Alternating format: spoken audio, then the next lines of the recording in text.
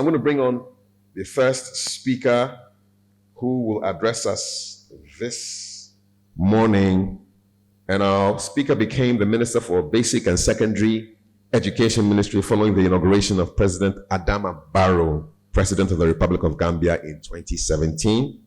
She was a member of the senior management team of the ministry and as a regional education director since 2010, prior to her taking up the top office of minister. Appointed a teacher in 1981, head teacher in 1990, and from 2002 served as senior education administrator. As one of the longest serving educationists with more than 3 decades in the educational sector, our speaker is known for her work on education policy reforms and management of education, even in hard-to-reach areas of the country. Our speaker can be considered as one of the pioneers of the girls' education agenda that has brought about parity and inclusive education in the Gambia during the Education for All call, and now the Sustainable Development Goals. Let's welcome, with a nice family round of applause, the Honorable Claudiana Ayoko from the Republic of Gambia.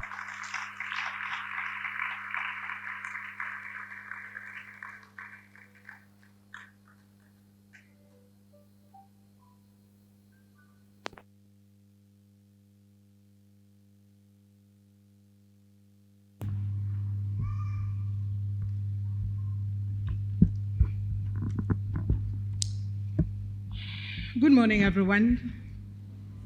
It's a nice morning, and it's indeed a good feeling to be among one's brethren.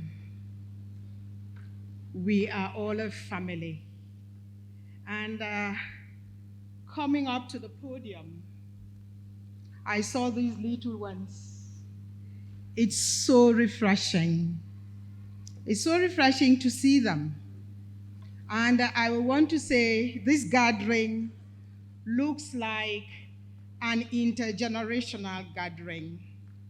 You have mothers, you have fathers, you have uncles, you have aunties, I'm sure there are grandmothers, you have the young people, and you also have the little ones.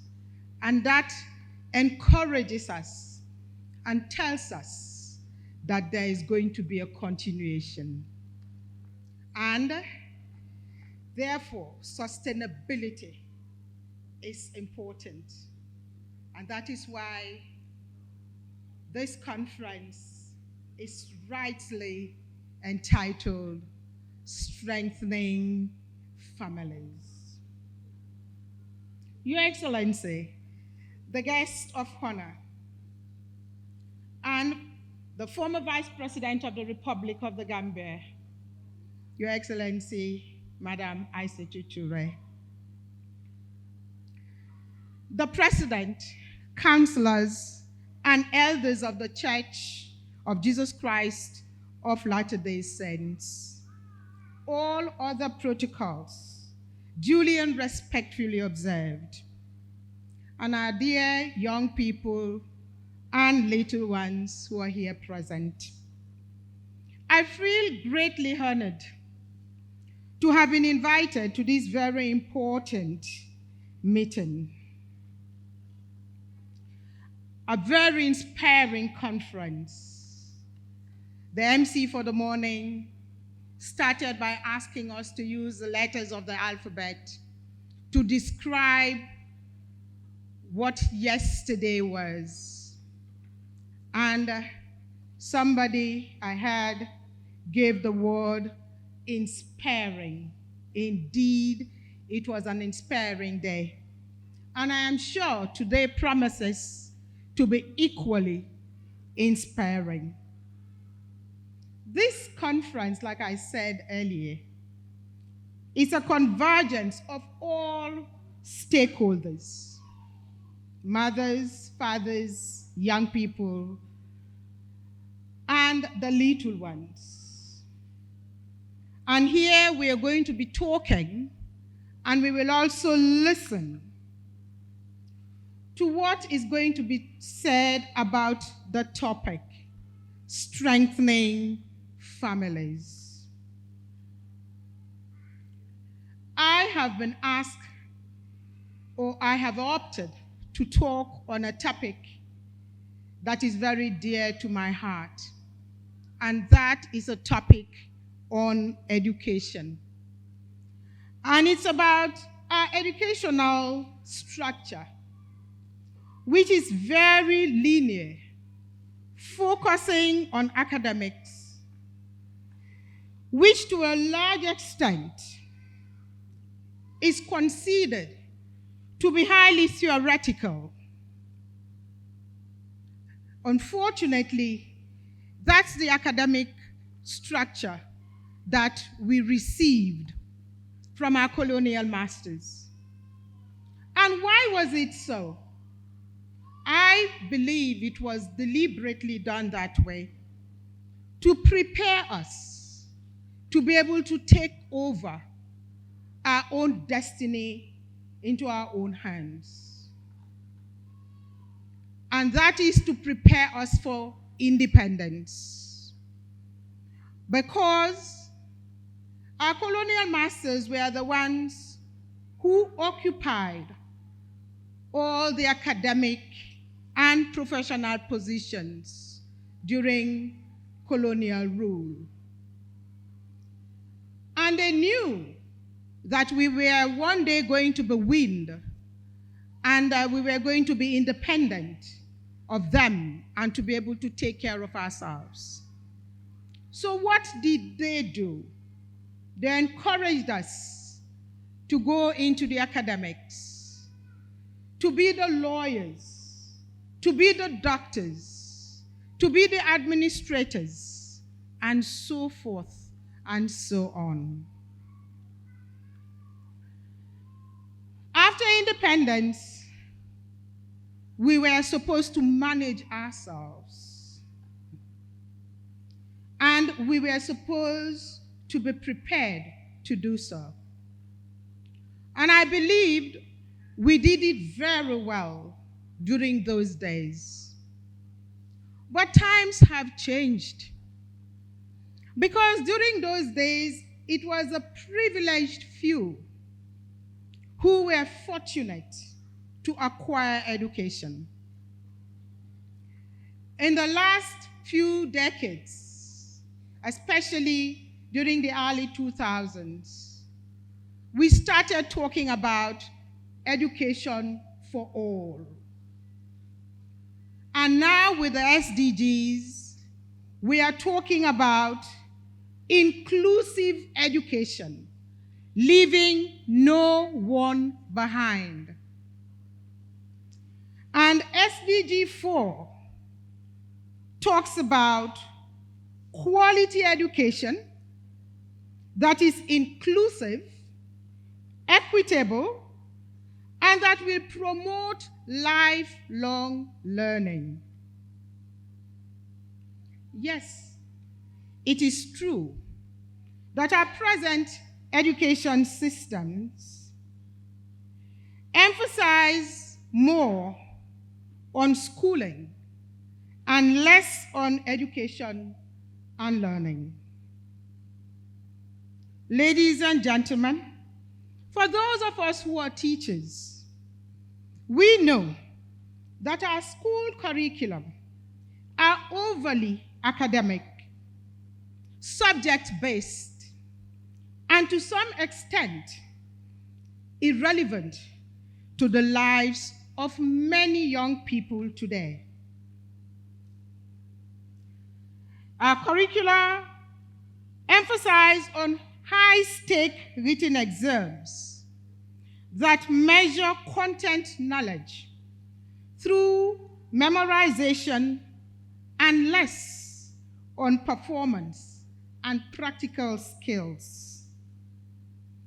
This kind of system creates a total disconnect between school content and the world of work today.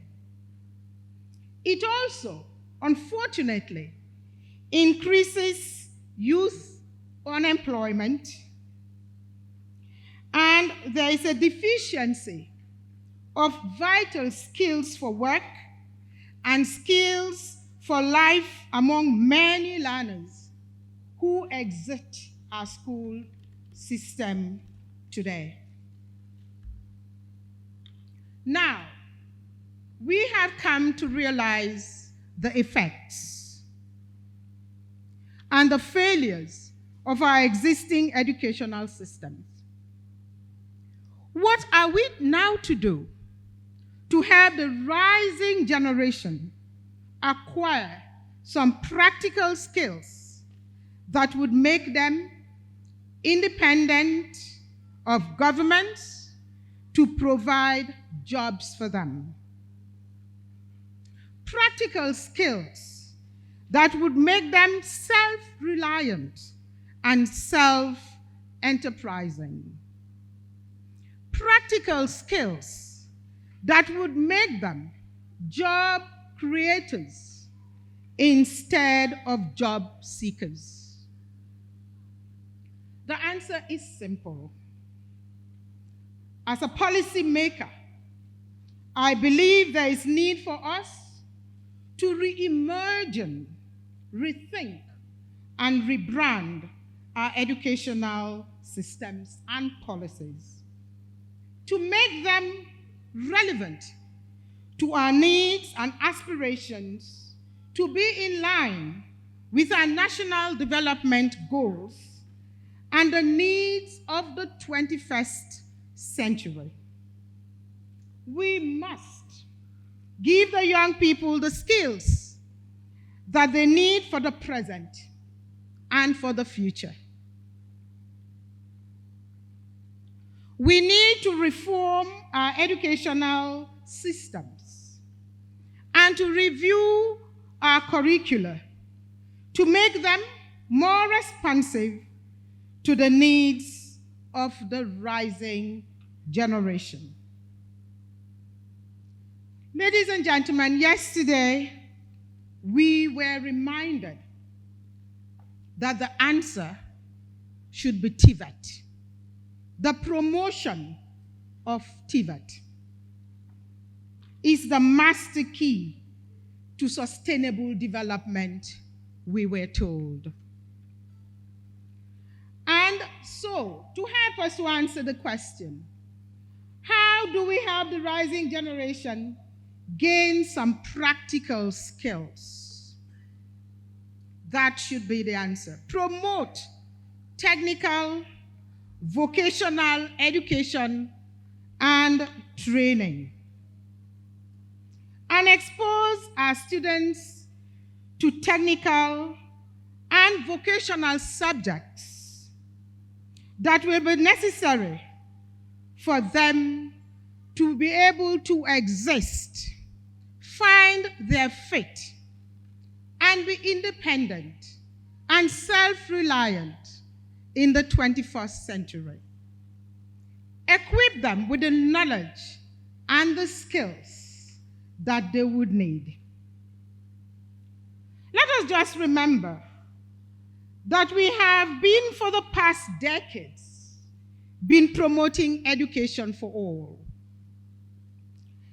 Now we talk about no child left behind, like I said. Many of our countries have succeeded in getting the great majority of our children into schools. We have improved our retention and completion rates. And the jobs, the white-collar jobs, are not there to cater for all the children whom we turn out from our schools. So there is need to provide other options for them. And it is important that we see it as our responsibilities. We must develop quality technical and vocational skills in line with the current and future market needs. Teach a man or a woman to fish, they say, and you feed him or her for life. but we must teach our young people to be able to exist now and in the future. The rising generation need our attention as families, as communities, and as nations. We must be aware that they are as important for the present as they are for the future. We keep talking about the young people are the future of our nations, but they are important now as they are for the future. Because if we don't prepare them now, there is nothing they will be able to do in the future. It says, tomorrow belongs to those who prepare for it today. Ladies and gentlemen, on that note, I want to thank you very much for your attention and to leave you with this message that tomorrow belongs to those who prepare for it today. So we need to prepare the rising generation for their future lives. Thank you very much.